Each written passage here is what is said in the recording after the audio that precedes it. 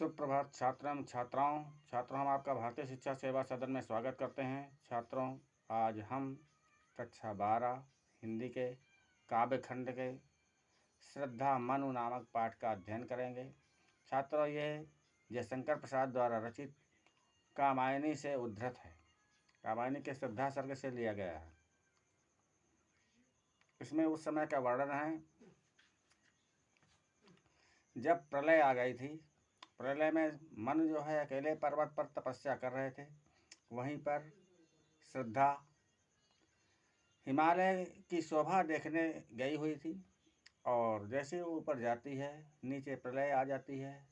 संपूर्ण स्थल भाग जल से ढक जाता है, जल ही जल हो जाता है पृथ्वी में। वह ऊपर सोचती है कि इस संसार में ईश्वर ने मुझे अकेले क्यों बचा दिया। क्या मैं ही ईश्वर को मिली थी केवल जीवित रखने के लिए? ईश्वर ने मुझे भी क्यों नहीं खत्म कर दिया।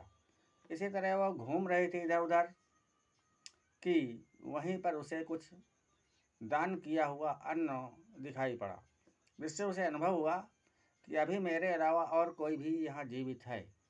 वो ढूंढते ढूंढते मन के पास पहुँच जाती है जहाँ मन तपस्या कर रहे थे।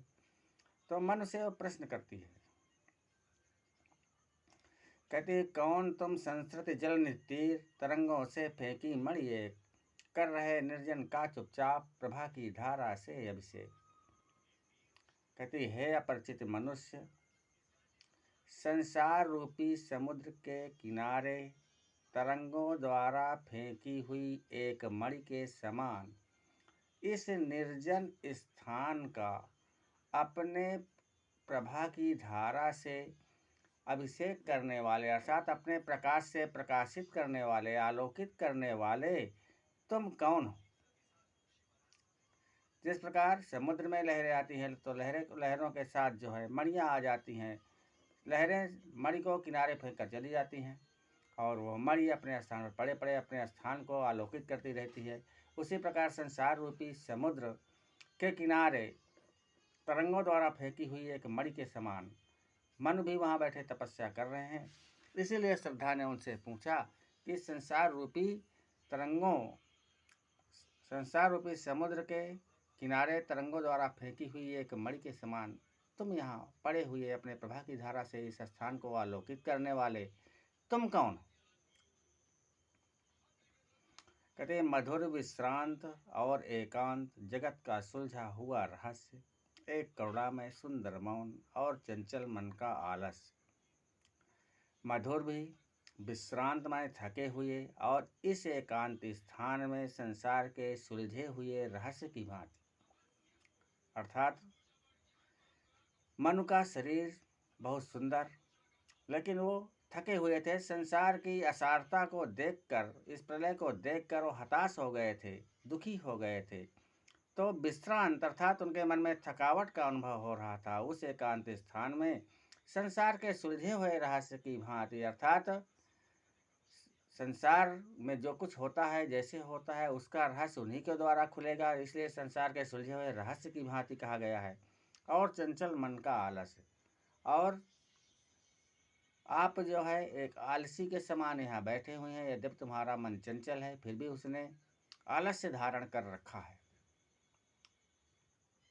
छात्रों, ये जो है साहित्यिक खड़ी बोली है और शांत रस है इसमें, और ये अलंकार इसमें रूपकातिशयोक्ति और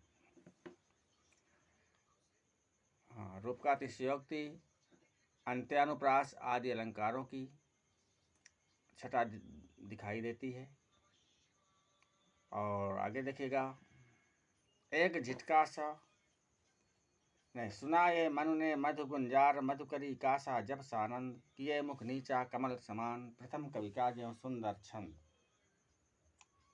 कहते मनु ने जब भ्रमरी के समान ये श्रद्धा के मधुर गुंजन शब्द को सुना, उस समय वे नीचे कमल के समान मुख किए हुए बैठे थे। तो ये सुंदर शब्द भ्रमरी का सा मधुर गुंजन सुनकर उनका मन उसी प्रकार आनंदित हो उठा जिस प्रकार प्रथम कवि का सुंदर छंद, अर्थात महाकवि वाल्मीकि, आदिकवि जो वाल्मीकि कहे जाते हैं, उनका जो प्रथम छंद था, जब वो स्नान करने गए थे, क्रोच पक्षी को मारते हुए उन्होंने एक बहेलिया को देखा था, तो उस पर दया आ गई थी उन्हें, और क्रोधित होकर उन्होंने बहेलिया को श्राप देते हुए कहा कि माँ निषाद प्रतिष्ठाम त्वमगमः शाश्वती पुमान यत् क्रोच मिथुनादेकम अवधि काम मोहितम, कि हे बहेलिया, तुम युगों युगों तपस्या करने के बाद भी प्रतिष्ठा को प्राप्त नहीं करोगे, क्योंकि तुमने क्रीड़ा करते हुए क्रोच पक्षी के जोड़े में से एक को मारा है।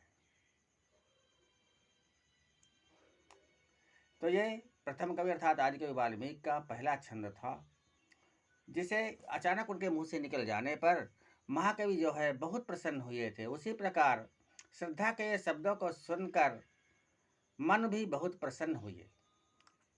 इसी की समानता की गई है।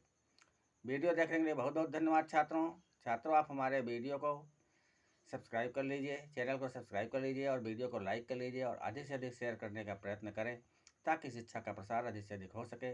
जय हिंद, जय हिंदी।